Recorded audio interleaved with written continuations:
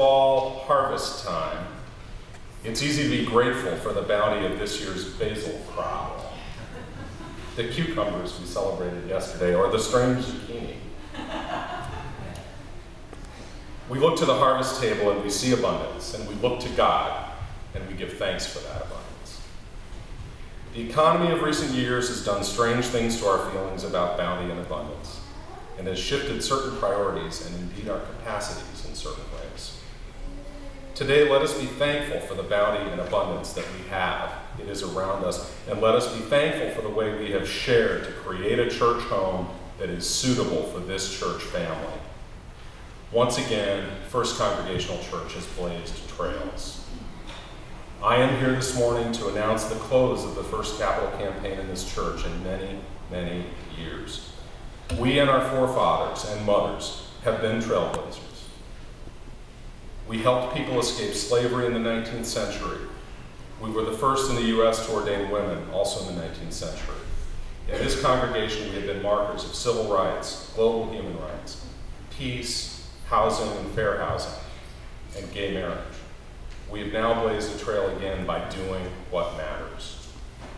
Raising well more than $1.3 million has helped to protect the life of this now more than 100-year-old building. Our pride in our home, our church, now shows, and that will help attract more people through our doors, some easier doors, to help us do what matters, both in and out of these walls. We have hospitality.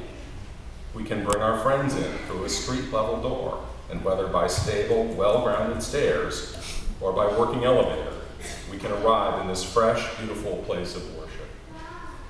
Thanks to an extraordinary, up-to-code kitchen, we can even wash dishes, so I'm told. This is a moment of great pride and success for us. Please join in celebrating today remarkable achievements. Join in celebrating abundance brought by God. Join in celebrating what matters. Please join me now in the prayer of confession. Gracious God, we celebrate our donors on walls, people who prefer to be low-key and go under the radar. But we need to pause and give thanks for those unnamed faithful people this morning without whose generosity this project would not have been possible.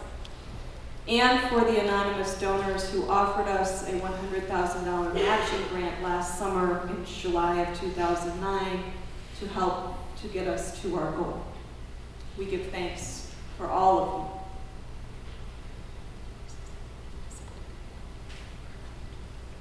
Sorry.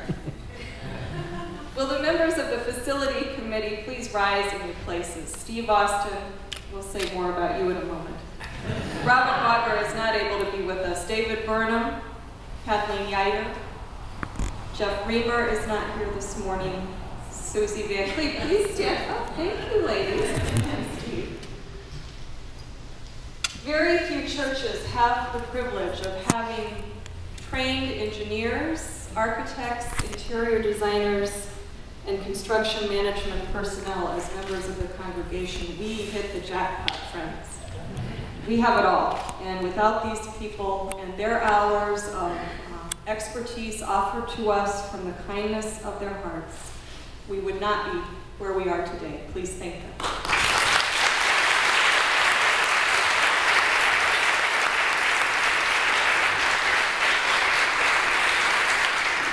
The Capital Campaign Committee, John Ann Molyneux, please rise. Peter Bogger, who's not here today, Gary Benz, Jordan Peters, Keith Ross, Tom Van Cleve, and we have to bring Steve Austin on this. Steve, you get mentioned everywhere today. Raising money is not easy. It's not something everyone likes talking about. This group of people has been a phenomenal team, keeping us on focus. Steve always kept us on focus. Others, though, keeping our eyes on the ball in terms of where we needed to go, and always willing to talk to anyone who needed to hear the story, the praise for this work that we were doing. So I'm very grateful to all of you for all you have done. this possible, and if the congregation would join me in that thanks.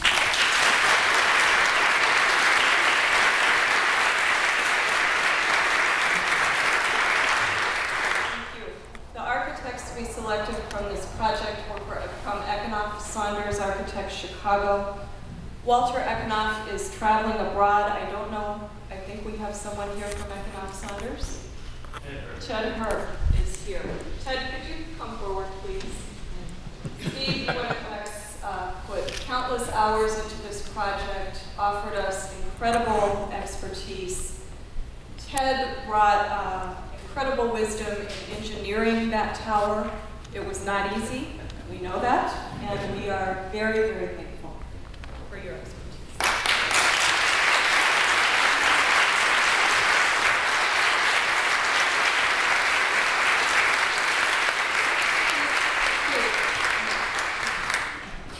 We also have personnel from CMP Remodeling with us this morning. Bob Comfer, Gary Parks.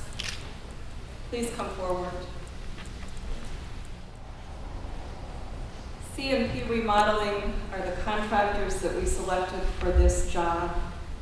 They were on the job in all kinds of weather. We started this at the worst time of year, probably.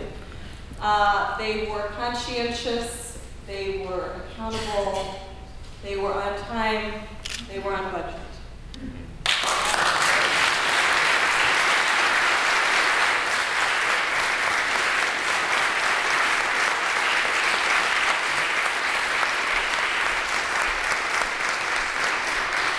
They do residential.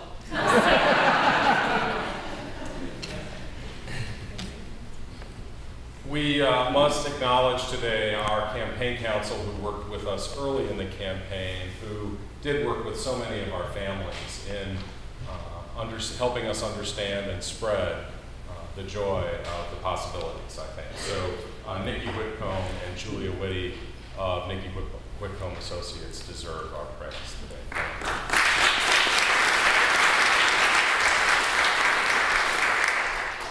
We also want to recognize, and we didn't put this in the bulletin because Teresa never would have stood for it, but we need to recognize our staff.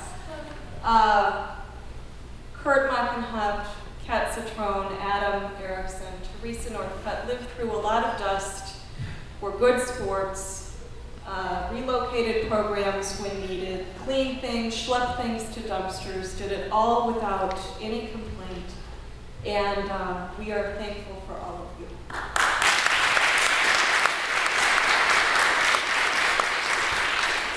And this project, when we went into it and when we did have to reduce our scope due to the crash of the economic markets and the knowledge that we might not be able to take on all we had hoped for, we set about to do many things with the help of volunteers. We hope that we have everyone accounted for in the bulletin. We may not.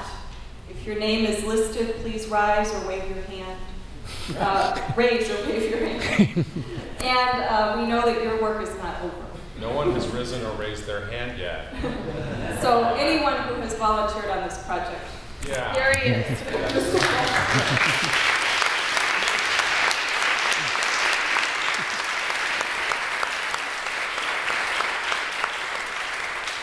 And finally, we need to say thanks to our project manager, Steve Austin.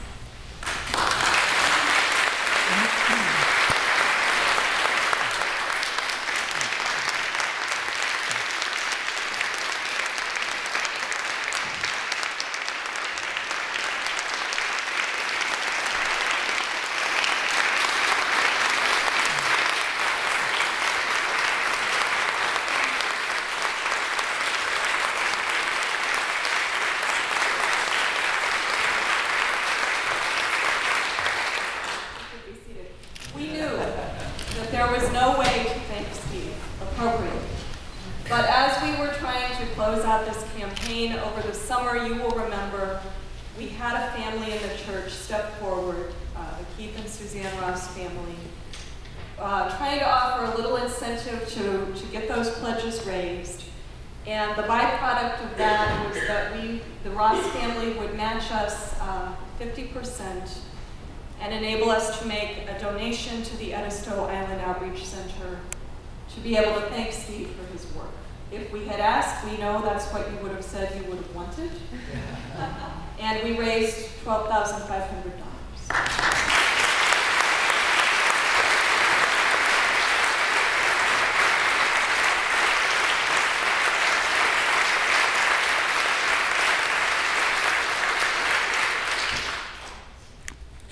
That's a hard act to follow.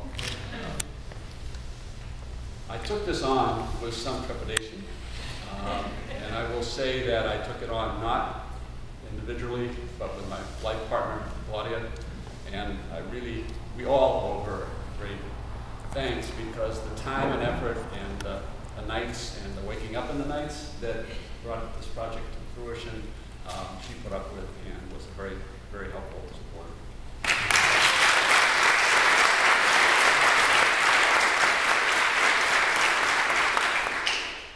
I've been a member of this church for 40 years. Actually, it's almost 40 years exactly that Claudia and I walked in the doors with 3 young children, 2 of whom are now adults and are here. 3 of them are adults, but only 2 are here. Not knowing a soul in the community, expecting that we would only be here for a year. Here we are. I have literally grown up into adulthood here. I was in my mid-20s when I came. I have learned to give. I have learned to look outside the walls. And in fact, many of the loose bricks in this building have my initials on them. Because I was the one always pushing to spend more money on others. So when I came to this, was asked about this project, I had some misgivings. Because does that, spending money on ourselves, supposedly on ourselves, does that fit with what I've learned and what I've grown to try to live in this congregation? And I realized that, in fact, yes, it was necessary. And as Stephanie said earlier, we need this place. I need this place to be recharged, to be renewed, to be re-educated in terms of what Christ's call is. So it was with that background that I took the project on, and I will say that I have never had a project, been involved in a project that has gone so well. Everyone that was recognized here this morning and is here, including the congregation members, including our paid staff, our volunteer staff, the village, our tenants, have just been tremendously supportive. It has been, in fact, a project for the common good by the common good. And I don't know what else we could ask for that. The results show themselves, but I think the way that it was brought about is really the main message of what we've done here. I look forward to a lot more years in this congregation, and I hope that we have continued to be good stewards of this wonderful building and the wonderful tradition. And I want to thank you very much for the opportunity and the privilege to represent you